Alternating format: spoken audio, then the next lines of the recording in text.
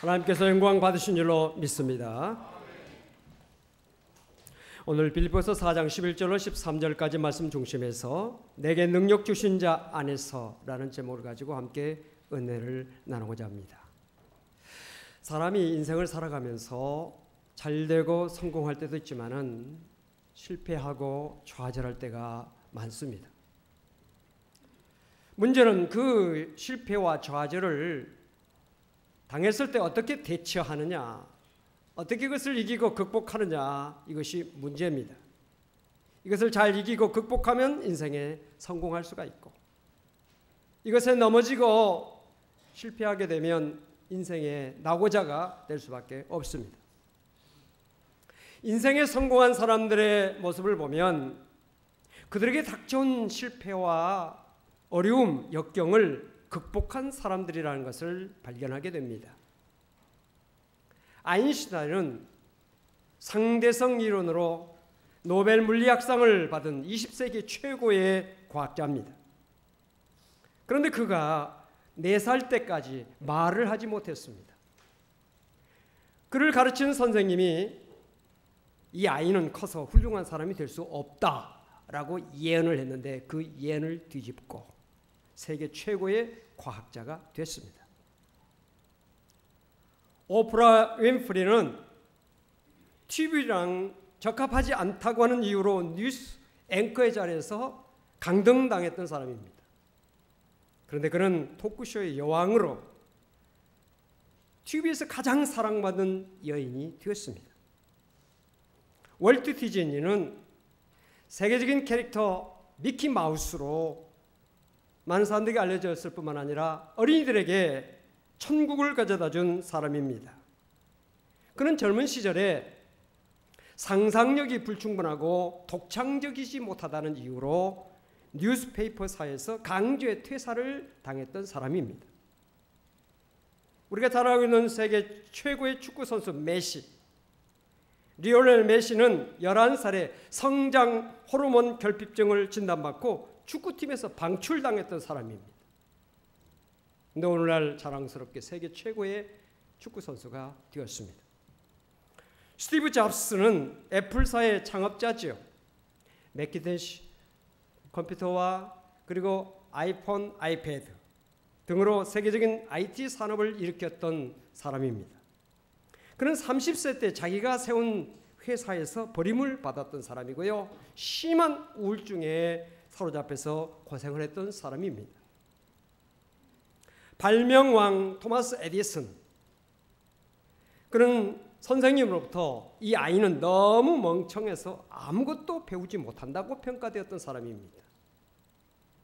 미국의 16대 대통령 아브라함 링컨은 약혼녀가 죽었습니다. 사업은 망했습니다. 신경쇠약에 걸렸습니다. 선거에서 8번이나 패배했던 사람입니다.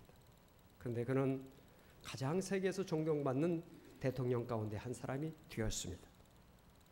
여러분, 어린아이를 길어보신 경험들이 계실 것입니다. 어린아이가 엄마라고 하는 말을 하기까지는 3,000번의 옹알이가 있었다는 것이죠. 3,000번의 옹알이를 거쳐서 엄마라고 하는 말이 비로소 터져나오기 시작했다고 하는 사실을 우리는 알아야 합니다. 어린아이가 아장아장 걷기 시작하는 그 걷기까지는 300번 이상 넘어진 경험이 있었습니다. 우리나라의 자랑스러운 피겨 여왕 김연아 선수, 올림픽 금메달리스트고 우리 국민들에게 참 어려운 시절에 큰 기쁨과 그리고 감격을 가져다 준 선수입니다. 그가 경기장에서 경기할 때 우리 모든 국민들이 가슴 졸이면서 쳐다보고 있습니다. 뭘 가슴 졸입니까? 제발 엉덩방아 찍지 말아라. 그것만 하지 않으면 될 것 같다. 이래가지고 온 국민들이 그걸 바라보면서 마음을 졸여합니다. 그런데 김연아 선수의 고백을 들어보면 최소한도 1년에 1,800번 엉덩방아를 찍는다는 거예요. 그 많은 엉덩방아를 찍으면서 그런 연기를 해낸다고 하는 사실을 우리는 알아야 합니다. 여러분, 누구에게나 실패나 좌절은 있기 마련입니다. 문제는 그것을 얼마나 극복하고 그걸 얼마나 이기느냐, 거기에 있다는 사실을 아시기를 바랍니다. 어느 상담사가 쓴 글을 제가 보았는데 그 내용을 보니까 한 중년 남자의 고백이 실려 있었습니다. 이런 내용입니다. 저는 매일매일 좌절감에 시달립니다. 사람들을 만날 때마다 좌절감이 생기고 직장에서도 가정에서도 끊임없이 좌절합니다. 때때로 저를 무시하는 듯한 태도나 눈빛에도 심하게 좌절합니다. 그래서 사람들이 저를 무시하지 못하도록 하기 위해서 애를 씁니다. 그러니까 사람들이 저를 좋아할 만한 행동을 하느라 때로는 너무 피곤합니다. 저는 성경을 매일 읽습니다. 좌절하지 말고 믿음으로 살아야 한다는 말씀이 나오면 그걸 붙잡고 웁니다. 그런데도 저의 오래된 좌절하는 습관은 저의 마음에 뿌리 깊게 박혀서 무의식적으로 좌절하곤 합니다.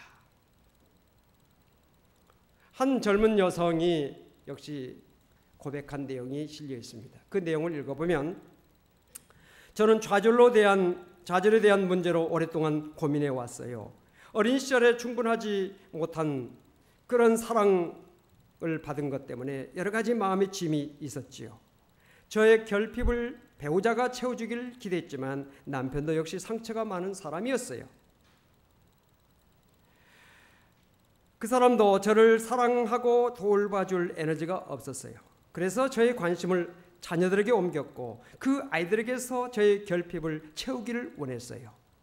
제가 아기를 좋아하고 많이 낳으려는 그 이유도 깊이 생각해 보니 아기들은 자기들의 의지와는 상관없이 엄마에게 달라붙어 떨어지지 않으려고 하잖아요.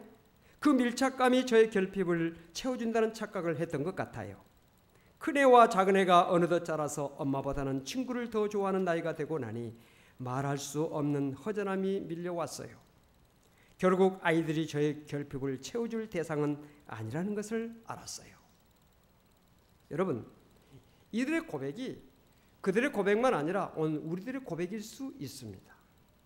우리가 믿고 신앙생활을 한다고 하면서도 얼마든지 우리 마음속에 좌절감을 가질 수 있고요. 오늘 이 시간도 여러분들 마음속에 좌절감 이것이 있을 수 있습니다. 그런데 그 좌절감은 반드시 극복해야 됩니다. 반드시 이겨내야 됩니다. 반드시 그것을 딛고 일어서야 됩니다. 그래야 우리가 인생에 성공할 수 있고 복된 삶을 살 수가 있는 것입니다. 정상적인 가정생활도 할 수 있고 정상적인 사회생활, 직장생활, 사업을 할 수가 있습니다. 우리나라 자살률은 OECD 국가 중에서 가장 높다고 합니다. OECD 국가의 연평균 자살률을 보니까 10만 명당 11.2명인데 우리나라의 자살률은 28.4로서 OECD 국가의 평균 자살률보다 2배 정도가 높게 나타나 있습니다. 왜 자살합니까? 왜 이런 불행한 일을 경험하게 해야 됩니까? 그것은 나는 이제 소망이 없다, 나는 이제 할 수 없다라고 하는 좌절감 때문에 온다고 하는 사실을 우리는 아는 것입니다. 오늘 자리에 참석하신 사랑하는 성도 여러분들, 성도 여러분들 가운데서도 인생을 살아오면서 심각한 좌절감을 몇 번씩은 겪어보셨을 것입니다. 저도 젊은 시절에 정말 심한 좌절감에 빠져서 극단적인 선택까지 해보려고 하는 그런 생각도 했습니다. 그러나 예수 그리스도를 만나고 믿음을 갖게 되면서 그 좌절감들은 점점 사라지기 시작했습니다. 오늘 저의 마음속에는 좌절감보다는 소망이 있고 어려움에 대한 어떤 두려움보다는 어려움을 이길 수 있다고 하는 그런 믿음이 생겨 있습니다. 할렐루야. 사랑하는 성도 여러분, 우리가 세상을 살면서 정말 실패의 좌절 우리가 겪지 않을 수가 없어요. 되게 돼 있습니다. 중요한 시험에 떨어졌다든지 사랑하는 사람부터 실련을 당한다든지 사업에 실패한다든지 직장에서 해고를 당한다든지 등등 우리 삶 속에 정말 실패와 좌절할 수 있는 그런 환경은 얼마든지 우리에게 닥쳐왔고 지금도 닥쳐있고 앞으로도 닥쳐올 수 있는 겁니다. 문제는 그것을 이겨내는 거예요. 오늘 사랑하는 성도님들, 믿음으로 여러분의 모든 실패와 좌절을 떨쳐버리시기를 주 이름으로 축원합니다. 오늘 우리가 읽은 빌립보서 4장에 있는 이 말씀은 바울이 옥중에서 쓴 옥중 서신입니다. 일명 기쁨의 서신이라고도 불리고 있습니다. 바울은 이 글을 로마의 어느 화려한 별장에서 쓴 것이 아닙니다. 대저택에서 쓴 것이 아닙니다. 춥고 어둡고 헐벗고 굶주리고 메맞고 언제 처형당할 수 있는가? 언제 정말 처형될지 모른다는 그런 위험 속에서 이 편지를 썼습니다. 오늘 말씀의 핵심이 무엇입니까? 중심된 말씀이 13절이지요. 내게 능력 주신 자 안에서 내가 모든 것을 할 수 있느니라. 우리 같이 한번 말씀을 읽읍시다. 내게 능력 주신 자 안에서 내가 모든 것을 할 수 있느니라. 다시 한번. 내게 능력 주신 자 안에서 내가 모든 것을 할 수 있느니라. 오늘 이 말씀은 여러분들 가슴 속에 간직하고 여러분의 삶 속에 이 말씀을 적용한다면 오늘 이 설교는 여러분들에게 은혜가 되는 설교요, 축복이 되는 설교인 줄로 믿으시기 바랍니다. 자, 능력 주신 자에서 모든 것을 할 수 있다는 믿음을 우리는 가져야 됩니다. 여러분, 우리가 창세기를 읽어보면 하나님께서 우리 인간을 에덴 동산에 창조하시고 난 다음에 제일 먼저 하신 것이 무엇입니까? 인간을 축복하신 것입니다. 그 축복의 내용이 무엇입니까? 생육하고 번성하여 땅에 충만하라, 땅을 정복하고 바다를 정복하라 라는 축복의 말씀이옵시다. 하나님은 오늘 사랑하는 성도 여러분들이 이 땅에서 잘 되기를 원하십니다. 성공하고 행복하고 복되기를 원하신다는 사실을 믿으시기를 바랍니다. 예수님께서도 이 땅에 오신 목적에 대해서 말씀하시기를 내가 온 것은 양들로 하여금 생명을 얻게 하되 더 풍성히 얻게 하기 위함이라고 말씀했습니다. 여기에 생명이 무엇입니까? 우리의 삶이지요. 우리의 삶을 풍성한 삶으로 복된 삶으로 살게 하기 위해서 예수님께서 이 땅에 오셨다는 사실이에요. 성령께서 우리에게 임하신 목적이 무엇입니까? 성령께서 우리에게 임하신 목적도 우리 인생에 풍성한 은혜와 능력의 삶을 주시기 위해서, 모든 어려움을 이길 수 있는 힘과 능력을 주시기 위해서 성령께서 오셨고 오늘도 우리 가운데 계십니다. 오늘 여러분들 심령 속에 성령께서 임하신 증거가 무엇입니까? 어려움을 이길 수 있고 환경에서 낙심하지 않고 그 딛고 일어설 수 있는 힘과 용기를 늘 부어주시는 그런 체험이 바로 성령께서 나와 함께 계시다고 하는 그 인재에 대한 증거이시다. 할렐루야.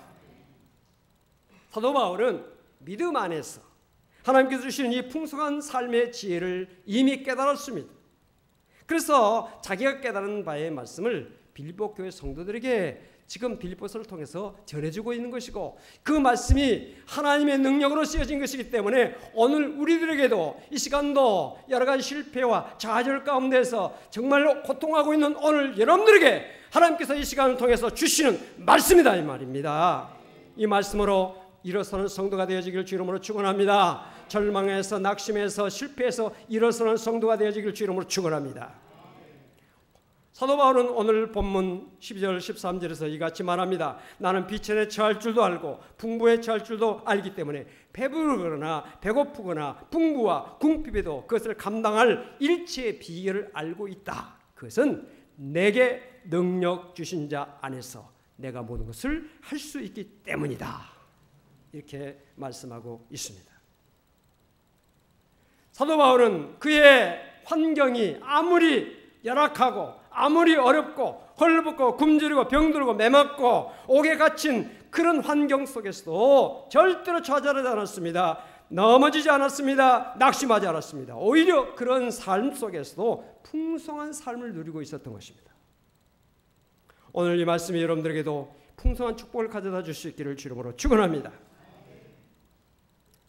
온도계와 같은 사람이 있는가 하면 온도 조절기와 같은 사람이 있습니다. 요즘 날씨가 너무 덥지요. 어제 제가 집에서 너무 더우니까 그 온도계를 봤더니 31도라고요. 너무 더워가지고 안 되겠다. 에어컨을 틀자. 에어컨을 틀었어요. 한참 있다 보니까 26도예요. 견딜만 하더라고요. 좋더라고요. 온도계는 두 가지, 에어컨은 두 가지가 있더라고요. 하나는 온도계가 하나 있고요. 온도 조절기가 있어요. 두 가지가 에어컨에 있어요. 온도계는 무엇입니까? 날씨가 추우면 내려가고 더우면 올라가는 것이 온도계입니다. 그런가 하면 온도 조절기는 무엇입니까? 더울 때 온도 조절기를 낮추면 기온이 내려가도록 만듭니다. 추울 때 그걸 높여주면 온도를 높여줄 수 있는 그런 능력이 온도 조절기에 있는 것이죠. 사람들 가운데는 온도계 같은 사람이 있는가 하면 온도 조절기 같은 사람이 있습니다. 온도계와 같은 사람은 어떤 것입니까? 환경에 따라 오르락내락하는 것입니다. 돈이 좀 생기면 막 기분이 업돼가지고 또 뭔가 좀 잘 되면 기고만장하고요. 그러다가 돈이 없어지고 뭔가 좀 잘 안 되면 코가 쑥 빠지게 되고 낙심하게 되고요. 그냥 곧 죽을 것 같은 그런 모습을 하는 사람들이 온도계 같은 사람입니다. 환경에 따라서 바뀌는 거죠. 신앙인들도 마찬가지입니다. 예수 믿는다고는 오늘 신앙인들도 온도계 신앙했습니다. 환경에 따라서 오르락내락합니다. 오늘 어떤 부부가 일부 예배 참석했는데 부부가 나란히 갖지 않고 따로따로 앉더라고요. 그래서 신경 쓰이더라고. 그래서 남자가 뒤에 앉았기 때문에 저 앞으로 와서 부인 옆에 앉으시오. 그리고 손 좀 잡으시오. 그럴 이야기를 하려다가 말았어요.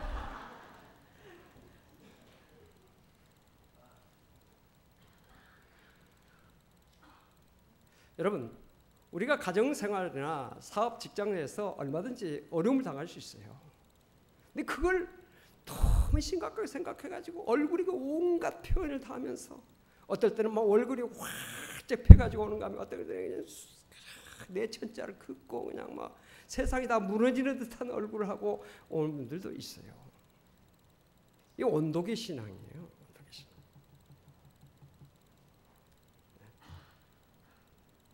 여러분, 우리가 예수 믿는 그 목적은 온도계가 되려고 하는 것이 아니라 온도 조절기가 되기 위해서 예수 믿는 겁니다.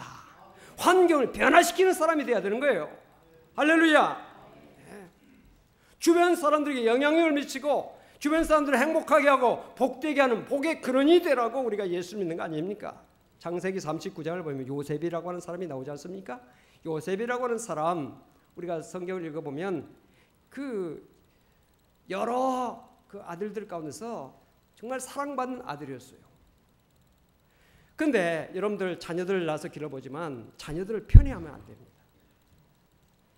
아버지가 요셉을 다른 형제들보다도 훨씬 사랑했거든요. 옷도 좋은 옷을 입히고요. 먹을 것도 더 좋은 것을 주고 만 주고.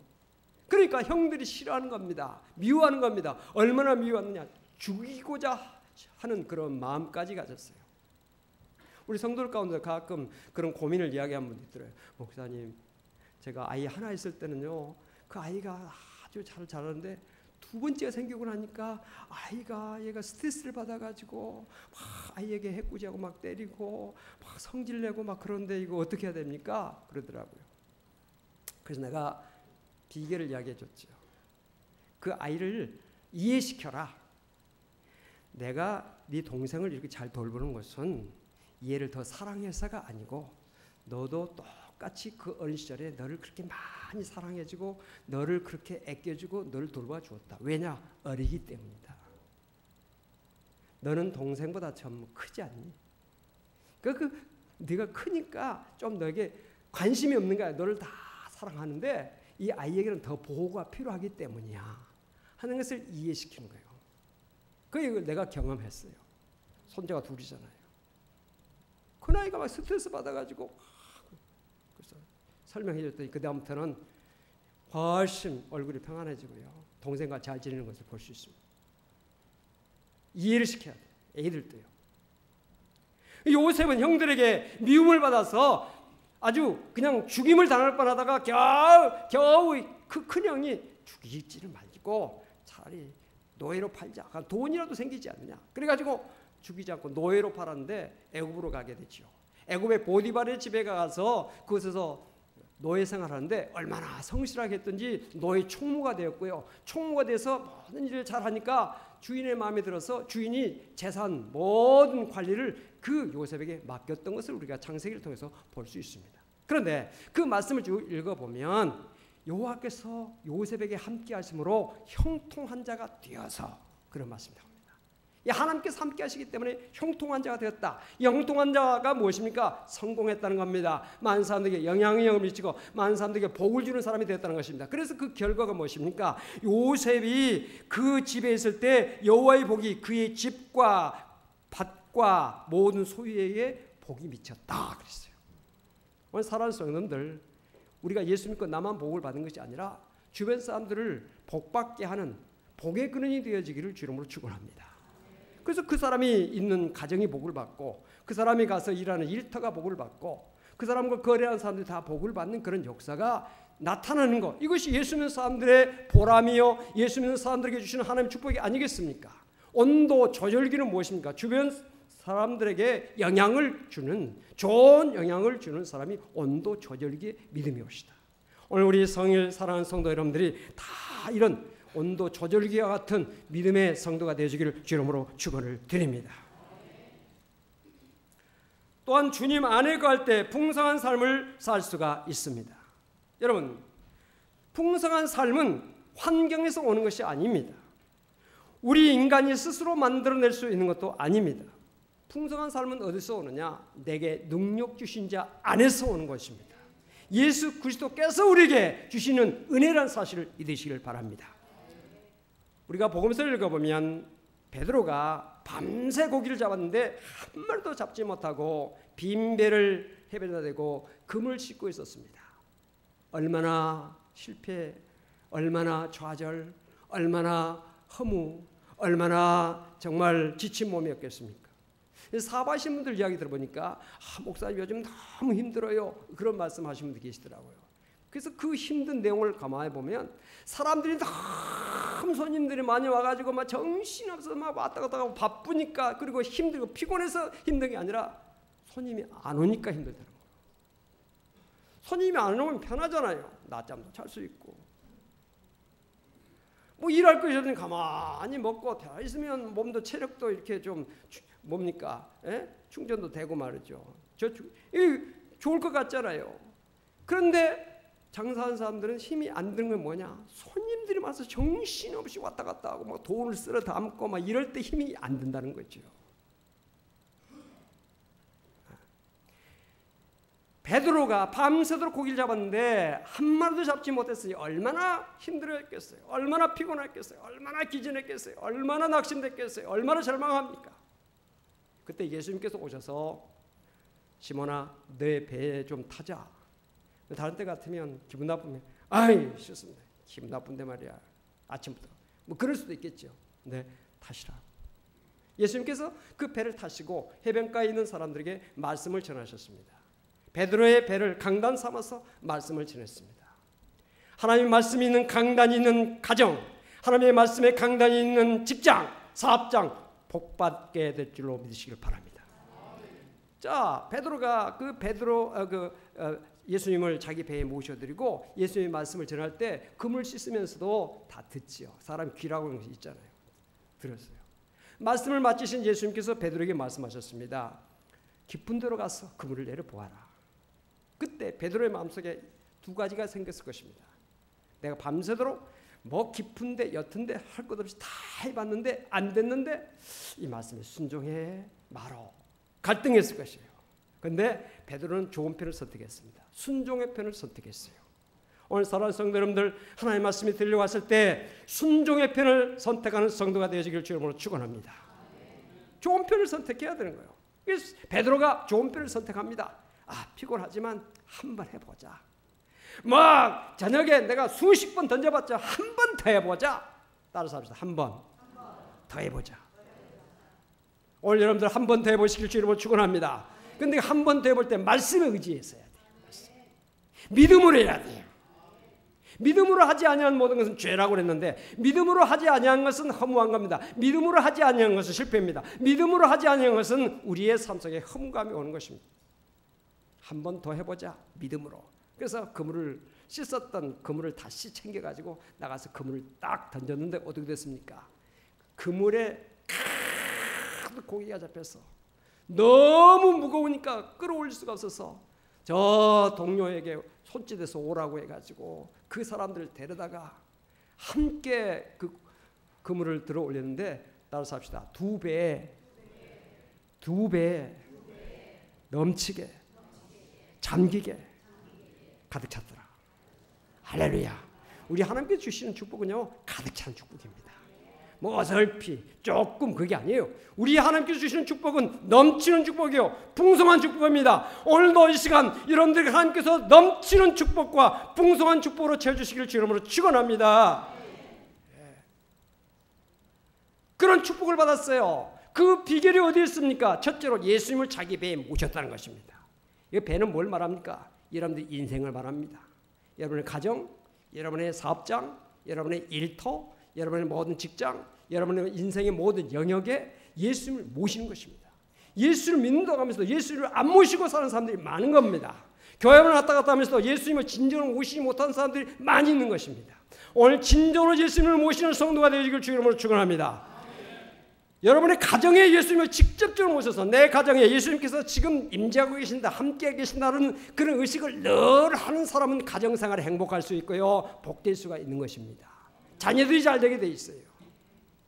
내 사업장에 예수님께서 사장으로 계신다, 나는 그 밑에 있는 부사장이다 하는 그런 의식을 가지고 모든 것을 예수님께 물어가면서 사업을 해나가면 반드시 잘 되게 돼 있어요.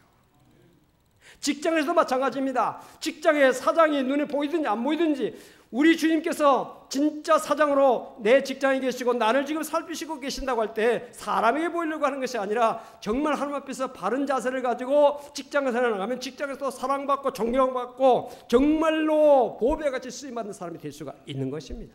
우리 인생의 성공의 비결이 어디 있습니까? 예수님을 내 배에 태우는 거예요. 모시는 겁니다. 이 은혜가 여러분들과 함께 하시길 바랍니다. 두 번째는 무엇입니까? 예수님을 내 삶 속에 모셨으면 예수님의 말씀을 들어야 돼요. 다시 합시다. 예수님의 말씀을 들어야 한다. 들어야 한다. 오늘 여러분들 여기에 앉아서 있어요. 예배를 드리면서도요. 말씀을 듣는 것 같으면 딴 생각하고 있고 다른 데다 정신을 팔리고 있는 사람이 있어요. 앞은 보고 있지만은 생각은 다른 데 있는 분들이 있을 수 있어요. 말씀에 집중할 수 있기를 바랍니다. 말씀을 진정으로 듣는 성도가 되시길 바랍니다. 사람의 말로가 아니라 하나의 말씀으로 말씀을 듣는 성도가 되시기를 주로 축원합니다. 듣는 자 속에서 믿는 자 속에서 하나님의 말씀은 반드시 역사하게 돼 있어요. 왜? 살아있는 말씀이니까, 능력의 말씀이니까, 승리의 말씀이니까, 창조의 말씀이니까 반드시 역사가 나타나게 돼 있어요. 씨를 뿌리면 그 씨가 살아있는 씨라면 반드시 싹이 나고 꽃이 피고 열매를 맺잖아요. 죽은 씨앗을 심으면 아무런 어떤 것이 나타날 수가 없어요. 하나님의 말씀은 살아있는 말씀의 씨앗이라고 베드로서에 말씀하고 있잖아요. 그렇기 때문에 하나님의 말씀을 믿음으로 받아들이면 반드시 역사가 나타나게 돼 있어요. 오늘도 말씀을 믿음으로 듣는 성도가 되시기를 주님으로 축원합니다. 그 다음에 그 말씀을 마음속에만 듣고 생각으로만 하는 것이 아니라 그 말씀을 실천으로 옮겨야 돼요. 다시 합시다. 말씀을 실천으로 옮겨야 역사가 나타난다. 베드로가 말씀 듣고 그래 고개 끄덕끄덕하고 좋은 말씀 들었습니다 라고 집으로 갔더라면 아무런 그에게 어떤 역사가 나타날 수가 없었어요. 예수님의 말씀을 듣고 나서 그 말씀에 순종했을 때 역사가 나타나게 된 것입니다. 오늘 사랑하는 성도 여러분, 오늘도 말씀을 듣고 그 말씀을 듣고 오늘 목사님 왠지 좀 활력 있게 말씀을 전했다, 뭐 괜찮아, 근래에 들어서 좀 괜찮은 설교 같아, 그러고 가지 말고 그 말씀을 여러분의 삶 속에 하나라도 옮기라 이 말입니다.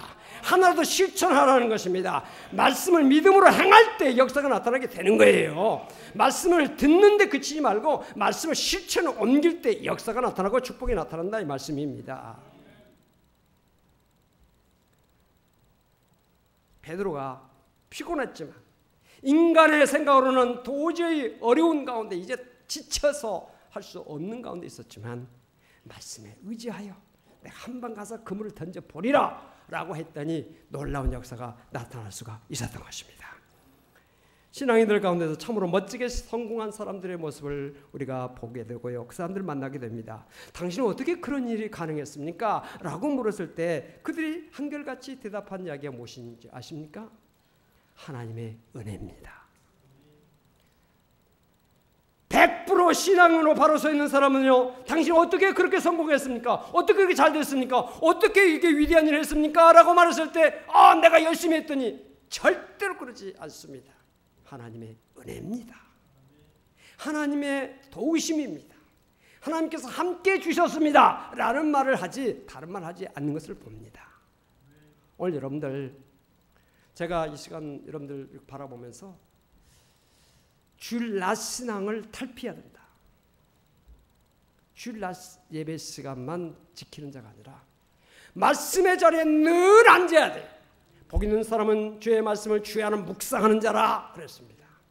여러분들이 진정한 인생의 변화와 인생의 성공과 인생의 축복된 삶을, 여러분의 삶 속에 좌절과 실패와 어려움과 역경과 이 모든 환난, 시련을 이기고 극복과 승리하려면 말씀을 열심히 듣고 그 말씀대로 살기 위해서 노력하고 기도하고 나갈 때 성공하는 것이지, 말씀만 듣고 지나가고 집에 가고 그래 주일 신앙, 주일 낮 신앙으로는요 결코 여러분들이 큰 승리의 역사를 거둘 수가 없어요. 실패를 경험한 데 보세요. 새벽때도 나가서 하나님 앞에 간절히 기도하다가 하나님께서 도와주신 힘과 능력으로 놀라운 역사를 이룬 사람들이 얼마나 많습니까? 기도해야 되고요, 말씀을 붙잡고 나가야 돼요. 할렐루야, 할렐루야. 저는 우리 사랑하는 성도 여러분들이 다 행복하기를 바랍니다. 잘 되기를 바랍니다. 성공하기를 바랍니다. 모든 어려움에서 이겨내고 승리하시길 주 이름으로 축원합니다. 그것을 바라는 목회자의 심정에 볼 때 여러분들이 안타까운 사람들이 너무 많이 있어요. 주일 낮 예배면 겨우 설교 시간에 해봐야 30분밖에 안 됩니다. 그 짧은 시간 하나 듣고 한 주간을 또 세상 속에 나가니까 여러분, 세상에서 사탄 마귀, 세상 사람들의 말이 얼마나 많이 들려옵니까? 그 정말 일주일에 24시간을 고백해보세요. 얼마나 많은 시간 속에서 정말 세상의 언어, 세상 사람들의 말, 정말 마귀 사탄의 그런 언어가 얼마나 많이 들려옵니까? 그 속에서 하나님의 말씀은 겨우 30분도 채 안 되는 말씀. 이걸 가지고 우리가 승리한다고 해서는 힘든 일이잖아요. 그 말씀의 자리에 늘 앉아야 되는 거예요. 말씀을 늘 들어야 돼요. 예배를 늘 드려야 돼요. 기도를 늘 해야 돼요. 찬양으로 영광 하나님 앞에 늘 돌려드려야 되는 겁니다. 그럴 때 승리가 있는 거예요. 내게 능력 주신 자로서 우리는 승리할 수 있습니다.